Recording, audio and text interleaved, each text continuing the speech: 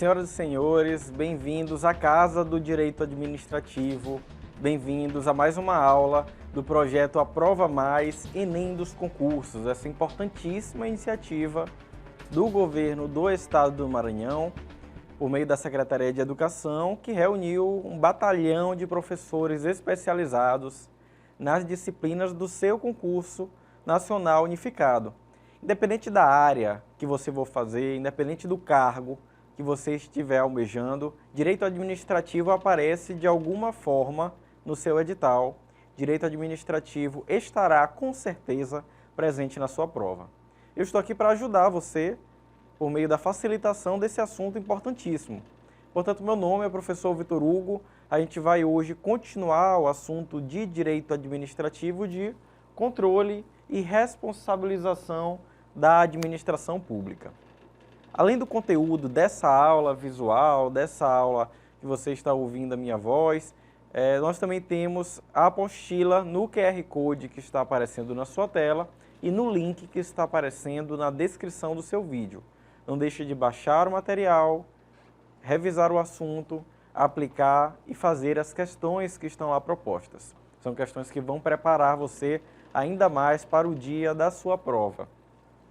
Voltando aqui ao assunto do controle e responsabilização da administração pública, na aula anterior nós comentamos um pouco sobre a função desse controle e sobre como ela ocorre no exercício da função administrativa do Estado, ou seja, como o próprio Estado, por meio da sua autotutela, exerce o seu poder de controle e fiscalização.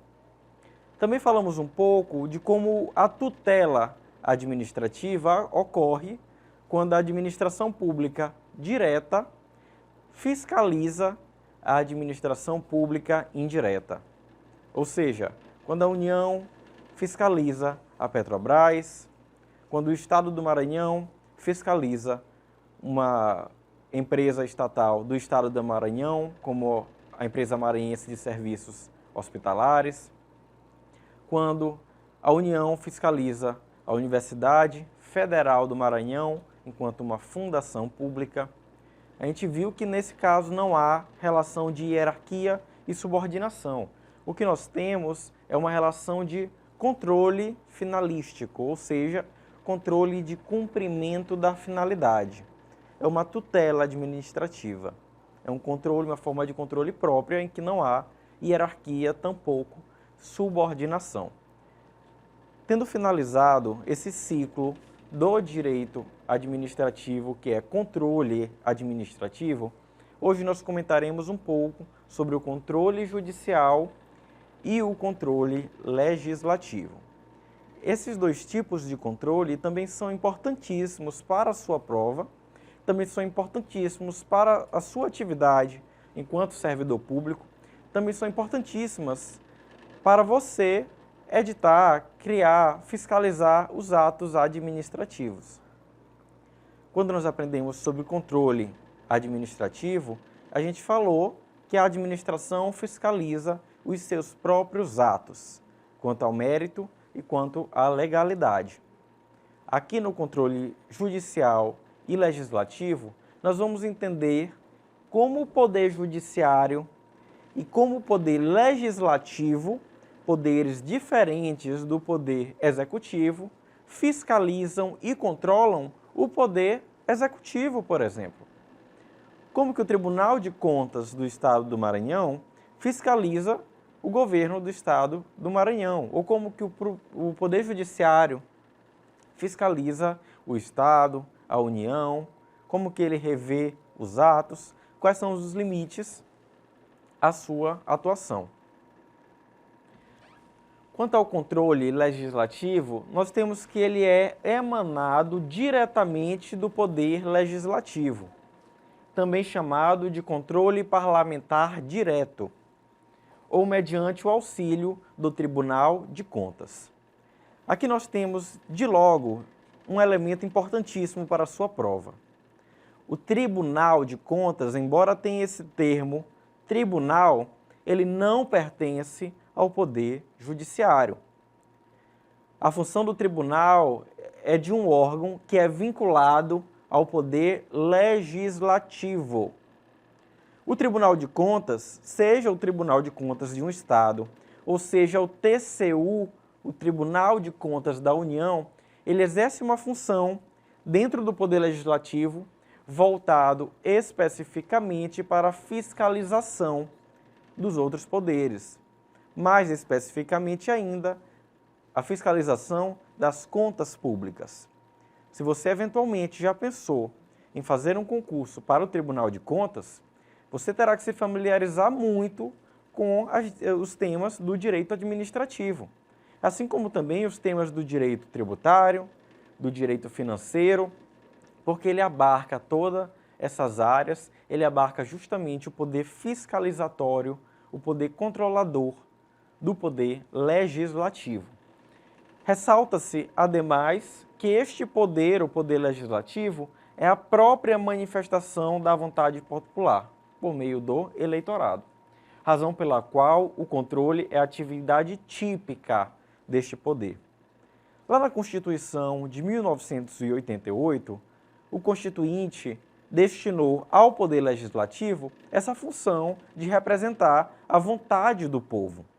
Quando a gente fala que o Legislativo exerce a vontade do povo, isso ocorre, isso se origina a partir das eleições livres, populares, abertas, que nós temos de 2 em 2 anos. É por meio dessa eleição que nós elegemos os representantes do Poder Legislativo, municipal, estadual e a nível federal, que nós temos os senadores e os deputados federais. Novamente, é um órgão vinculado a essa instância do Poder Legislativo, o Tribunal de Contas, que faz uma fiscalização mais direta das atividades do Poder Executivo. Um outro elemento que esse slide traz para a gente é que essa é uma função típica do poder.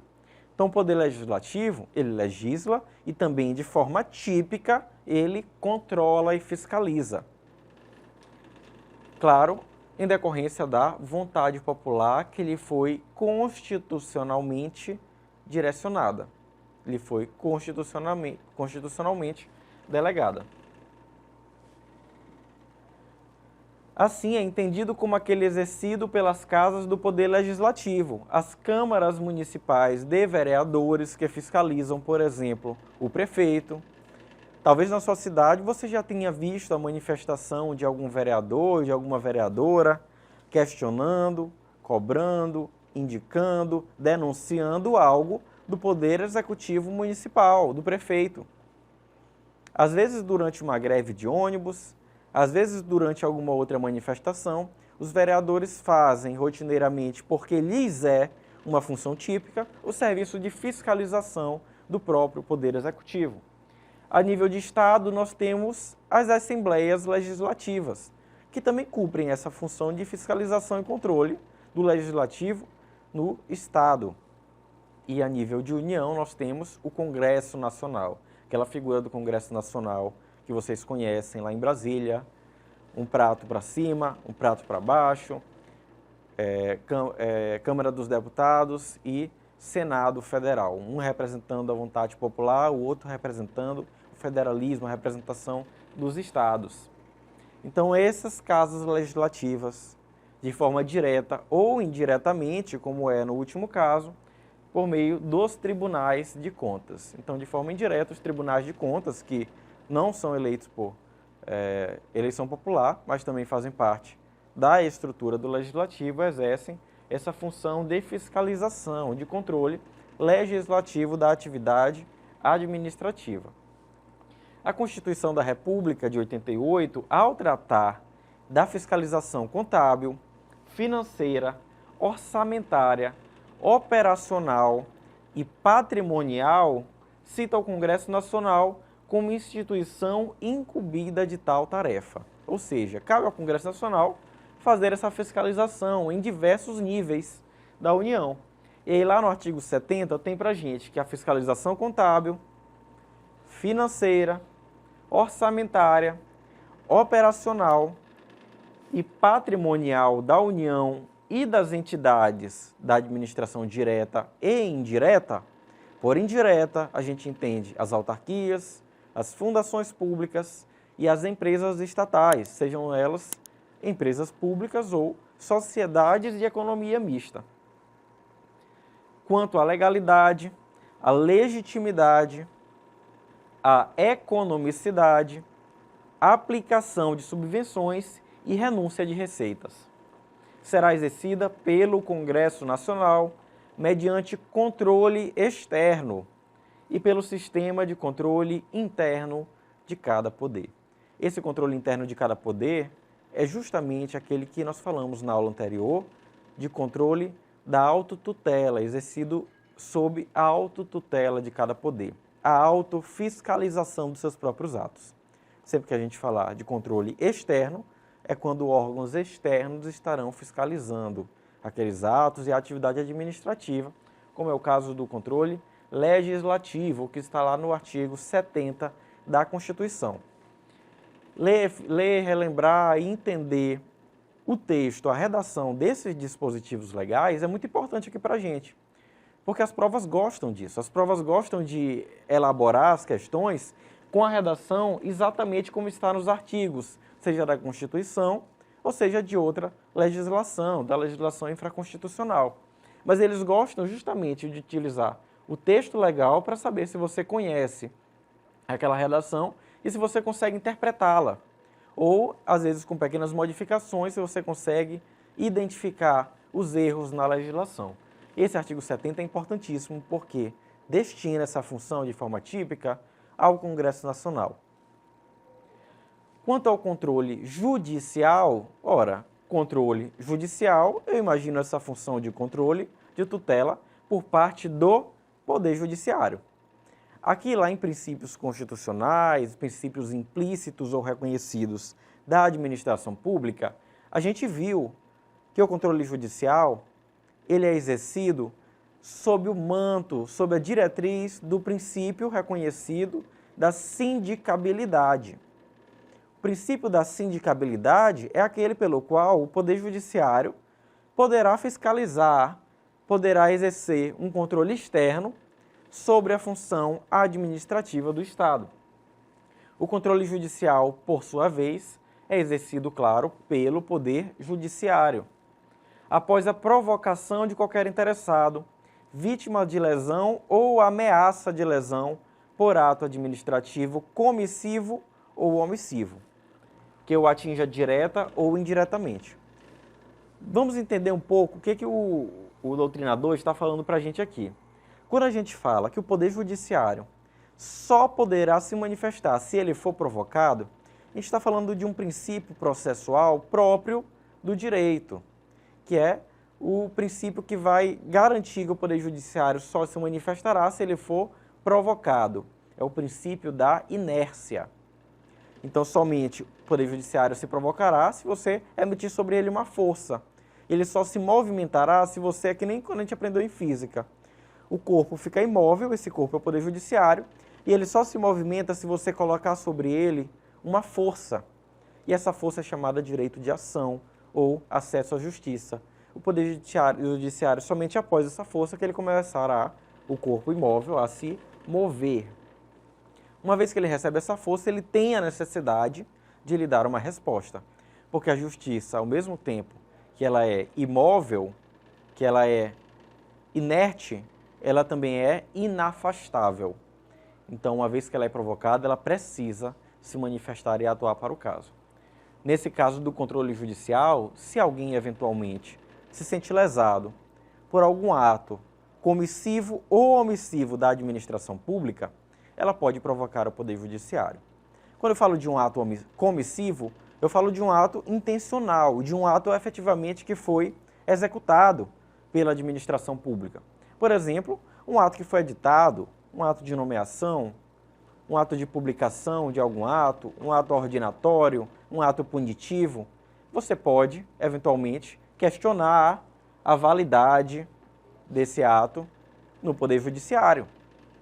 Quando eu falo de um ato omissivo, eu falo da provocação ao Poder Judiciário por uma omissão deliberada da administração pública, quando, na verdade, ela deveria agir, quando ela tinha uma obrigação de agir. Logo, essa omissão também pode ser vista como uma ilegalidade. Vou dar um exemplo para você, para que fique clara essa diferença entre comissivo, omissivo e nesse controle do poder judiciário. Durante a pandemia, logo no primeiro ano da pandemia, nós tivemos alguns estados e alguns municípios que declararam o processo de lockdown, o processo de isolamento, para controlar o contágio do vírus da Covid-19. Em diversos municípios, esse lockdown, esse isolamento, ele ocorreu por ato comissivo do próprio Poder Executivo. Os prefeitos, os governadores entenderam que era necessário ter o lockdown para garantir a segurança pública de todas as pessoas. Em alguns outros casos, como foi na capital do Maranhão, São Luís, esse ato não ocorreu por iniciativa própria do Poder Executivo. Ele ocorreu por meio de um processo judicial. O Poder Judiciário foi provocado e, pela necessidade de se manifestar, se manifestou, entendendo como ilegal a omissão do poder público em não ter declarado o lockdown. Então o Poder Judiciário foi lá e determinou a necessidade de se ter uma política de lockdown na política pública de saúde. Nesse caso, seria o caso de se discutir a interferência entre os poderes, o Poder Judiciário interferindo na política pública de competência do Poder Executivo? Há quem diga que sim. Mas para essa aula, o que a gente precisa entender é que essa função do Poder Judiciário, essa atuação do Poder Judiciário e a fundamentação dessa decisão e de tantas outras similares é justamente a do controle judicial, em que se entende que a omissão do poder público, nesse caso que eu acabei de dar a vocês, ela é ilegal e, portanto, o Poder Judiciário precisa rever, precisa controlar a administração pública com base não apenas no interesse público, mas na própria constitucionalidade, no próprio Estado democrático de direito e no direito à saúde, como é no caso da pandemia. Registre-se que, nesse controle, somente serão observados os critérios de legalidade dos atos administrativos, vez que, em regra, não se permite a substituição do mérito administrativo por decisão jurisdicional. Para uma análise mais aprofundada desse tema, volte ao capítulo sobre atos administrativos que a gente já discutiu inicialmente. Em resumo, o Poder Judiciário não pode analisar o mérito administrativo da questão. O Poder Judiciário não pode analisar, dentro dos atos discricionários, a oportunidade e a conveniência, porque isso é uma função própria do poder político, isso é uma função própria, no caso, do Poder Executivo. Aqui o Poder Judiciário será limitado a analisar tão somente a legalidade do ato ou a legalidade da omissão, quando se tratar de ato omissivo. Nós temos duas questões para finalizar esse raciocínio, lembrando que aqui a gente discutiu o controle legislativo e o controle judiciário. No controle legislativo, nós falamos da função das casas legislativas e a função especialmente dos tribunais de contas, enquanto órgãos do Poder Legislativo.